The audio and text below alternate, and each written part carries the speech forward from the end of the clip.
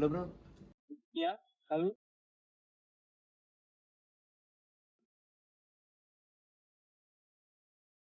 Oke, hari ini jadi ngumpul ya Gimana? di Nam Tofi. Oke, Oh bentar, iya, aku OTW ya. OTW.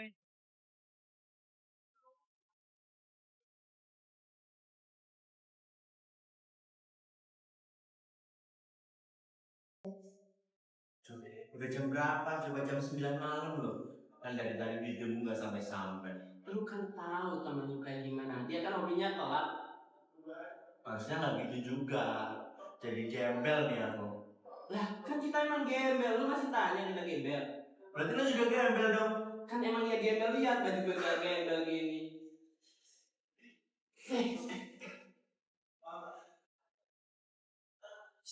Sorry, gue telat di jalan macet total, coy. Malah lu banyak alasan, lihat lu muka lu bohongan. Gila macet beneran, sumpah. Rumah lu cuma di dekat situ dikit, cuma sedikit gitu telat. Mana ada rumah gue? Semuanya Guys. diam. Jam. Tadi ini mau ngapain? Kan mau bahas PUB. Teman-teman udah pada tahu belum PUB itu apa?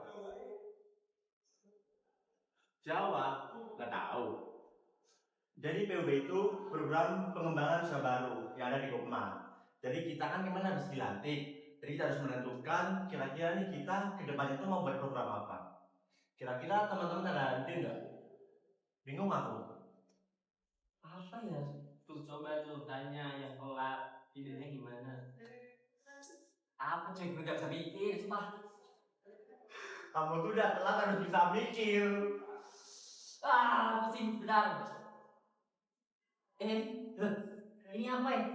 Kok bagus ini punya siapa? Itulah. Oke. Jadi ini tuh emang bagusnya berarti banget sih, aku kesukaan aku banget. Karena ini tuh berarti khas Semarang. Dan ini bisa kalian lihat bahwa ini tuh merupakan Tugu Muda Semarang yang merupakan ikon kota Semarang. Jadi emang aku ini niat banget aku bawa kain batik buat dibuat baju karena aku suka sih mengoleksi batik-batik itu.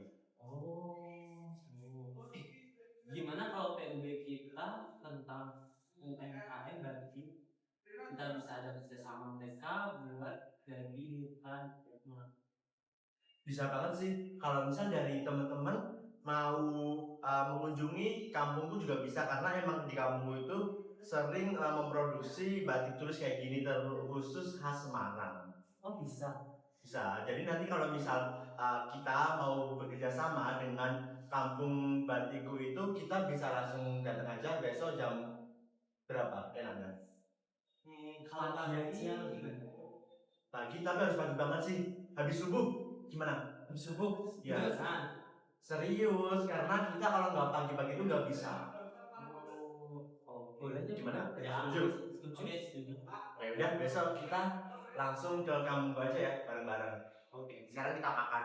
Udah lapar dan tadi nunggu kamu loh. Iya, lama ini. Ini punya aku dari seni.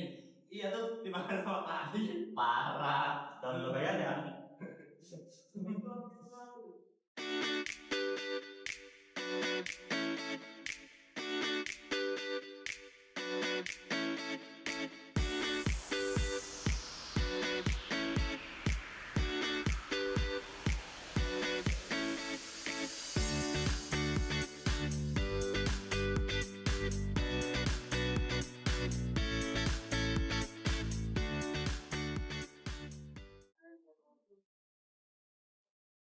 Turun, monggo.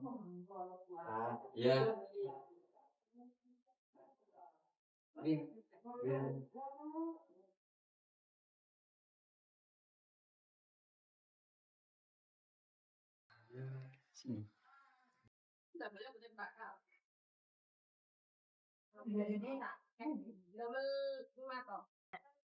Sebelum siang Pak. Oke, monggo. Saking Koperasi Mahasiswa Bandara Manunggal Polines, Kulo Fahri, Rincang Kulo niki L kalih selamat ya. Jadi maksud kedatangan kami di sini untuk mengajak UMKM Batik Rejo Mulyo bekerjasama dengan lokasi mahasiswa Batam. Ya Pak, jadi gini kan di kita itu ada suatu program usaha baru, di mana program itu kita bekerja sama dengan para UMKM, di mana itu kita hasil dari karya UMKM itu akan dititipkan di toko kami, di toko Kopapan Mandal, lalu kita akan membantu mempromosikannya. Bila juga kan di lingkungan sekitar kampus kita itu mahasiswa sudah kurang mengenai batik, maka dari itu kita akan membantu mempromosikannya. Bisa Mas. Mas, saya jelaskan ya. Terima kasih atas kunjungan Mas ini. Saya mau menjelaskan dulu bahwa Batik Rejo Mulyo ini sebenarnya sangat terkait erat dengan keberadaan Kota Lama, destinasi wisata di Kota Semarang. Itu sekitar abad 18 itu ada yang namanya pemerintah Hindia Belanda. Nah, pemerintah Hindia Belanda itu pada waktu itu sudah mengembangkan yang namanya batik menjadi kota perniagaan. Nah, sampai di Batik Rejo Mulyo ini menjadi suatu desa yang memproduksi batik. Ya. Nah, dari sana penduduk yang ada di sini otomatis juga menjadi seorang pengrajin batik. Sebagian ada yang menjadi pengusaha. Hingga sampai saat ini itu bertumbuh. Sehingga sini juga saat ini menjadi destinasi wisata di Kota Semarang. Ini saya perkenalkan dulu bahwa untuk membatik itu membutuhkan peralatan. Beberapa peralatan yang dibutuhkan dan sangat vital untuk kegiatan batik, salah satunya adalah kain mori. Ya, selain kain mori harus ada pewarna batik. Ketiga, peralatan untuk membuat cantingnya itu. Ini canting namanya ya. Terus wajan, ini ya. Wajan sama kompor. Itu yang untuk peralatan membatik. Nah, untuk teknik membatiknya, pertama kita harus membuat sket gambar dulu. Bisa dengan pensil, terus kita canting menggunakan malam yang sudah dilelehkan ini. Nah, ini saya jelaskan untuk teknik membatiknya. Kita ambil malam yang sudah dilelehkan ini ya. Ini namanya malam. Ini ambil secukupnya aja. Ya, kemudian kita torehkan ke kain yang sudah ini. Oke.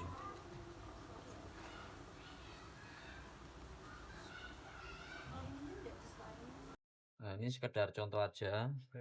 Nanti adik-adik kalau mau melanjutkan bisa. Ini saya jelaskan untuk pembuatan pewarnaannya ya. Tapi sudah teknik mencantingnya udah. Untuk pewarnaan kita kadang memakai warna remasol. Tekniknya dengan mencolet ini namanya. Tadi dicoletin pakai pewarna. Ya. Namanya ini hijau. Ya. Kita kasih gini pas polanya ini. Nah, pas pola-pola gambarnya ini kita merah hijau gitu. Setelah itu untuk dasarnya ini biasanya kita celup. Ya, kita kunci dulu. Setelah kita kunci, terus ini ditutupin sama malam diblok. Setelah dibloki baru ditembak dasarannya. Dasarnya ini nanti dicelup. Biasanya saya pakai indikosol kalau dasarannya.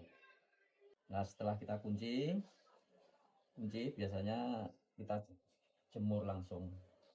Nah, setelah kita jemur selesai ya, kita diamkan dulu, beberapa jam. Setelah dia meresap ke dalam serat-seratnya, bisa kita cuci bersih pakai air bersih itu. Nanti sudah jadi 2 lembar ini dan sudah bisa kita jual.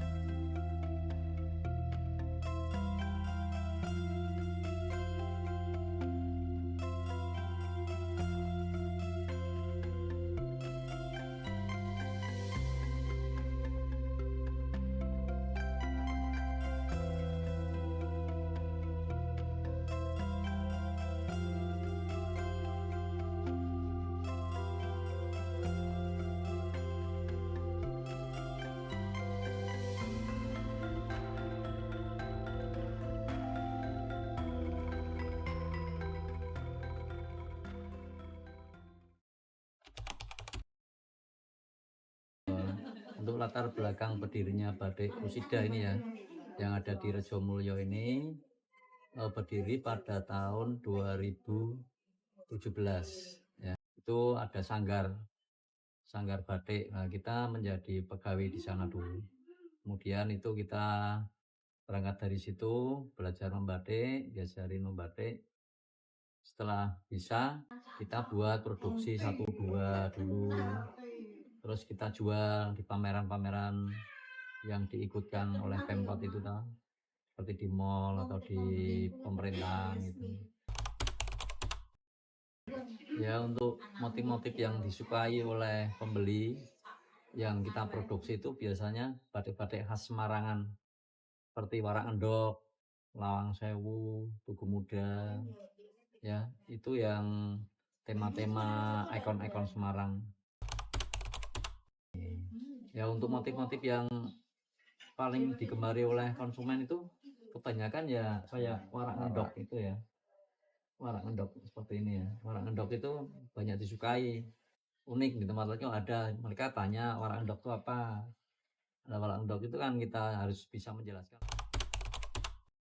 Untuk tanggapan remaja-remaja sekarang ya, yang saya amatin itu remaja-remaja sekarang itu sangat kurang ya. Kita anggap itu batik itu kuno ya, kuno terus tidak modern. Padahal kalau mau dikembangkan itu batik bisa menjadi pendorong ekonomi ya, pendorong ekonomi, terus bisa untuk ya menguri-uri budaya juga. Makanya di sini saya menghimbau untuk anak-anak muda itu lebih mengenal budaya sendiri daripada budaya orang lain. Kalau untuk hambatan-hambatan yang pernah saya alami ya selama ini lebih pada faktor ekonomi ya.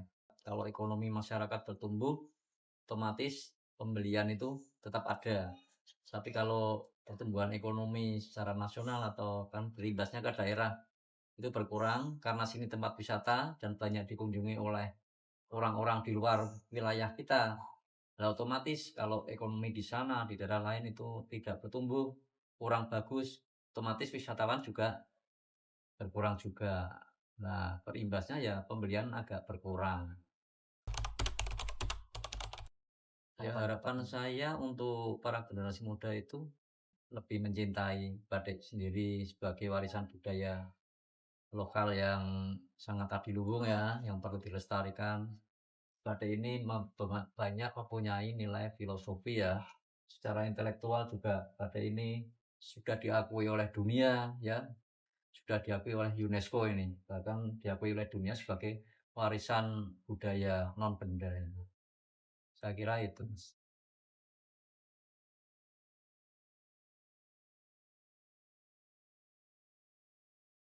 Ini badannya aku upload di Shopee ya. Oh ya, boleh.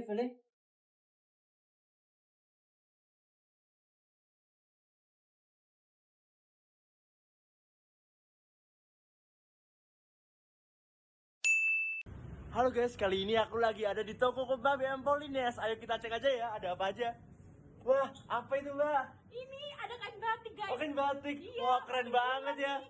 Ayo dicek Waduh. guys, motif bunga ada motif. Oke, bisa langsung dicek aja guys. Ini apa? Wow, motif batik apa ini Kak? Batik Semarangnya ada logo Semarangnya ini. Oh iya, Tugu Muda ya. Wow, keren banget. Ayo guys, bisa segera dicek out. Dilihatin. Nih guys, lihat bentuknya. Lihat nih, cocok banget, slim banget. Buruan Waduh, ayo dicek out ini. keranjang kuning. Motif terbaru. Ada kainnya di Nah, balik Oke. kainnya. Kainnya bisa kalian buat batik kayak gini nih. Lihatin nih, slim banget, lihat cocok banget di badan aku nih. Lihat. Nih, buruan dicek. Oke, langsung dicek out aja guys. Datang ke toko Mbak BM Polines. See you guys. Kanan. Kanan. Biar kanan ini. Oke, capsnya apa ya kira-kira ya? Baju batik Semarang. Baju Batik. Semarang. Iya dong. Oke, murah pakai Bingit. Oke, upload. Wah. Viral. Viral. Wah, viral.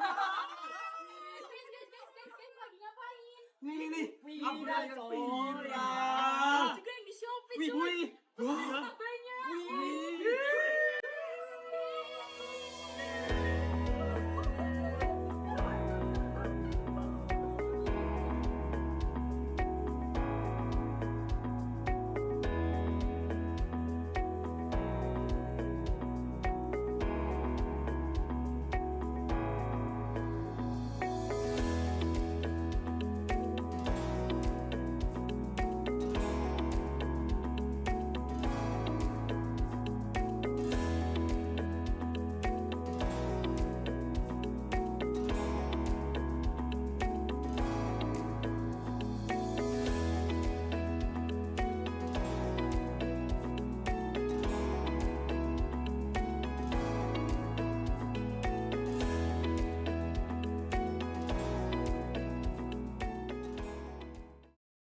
Salah satu cara sederhana namun berdampak adalah dengan membantu para UMKM dalam mempromosikan usahanya yang ada di sekitar kita. Dengan memanfaatkan media sosial, kita bisa memperkenalkan produknya ke lebih banyak orang. Mari kita tunjukkan bahwa generasi muda bukan hanya penonton, tetapi pelaku yang peduli dan bertanggung jawab.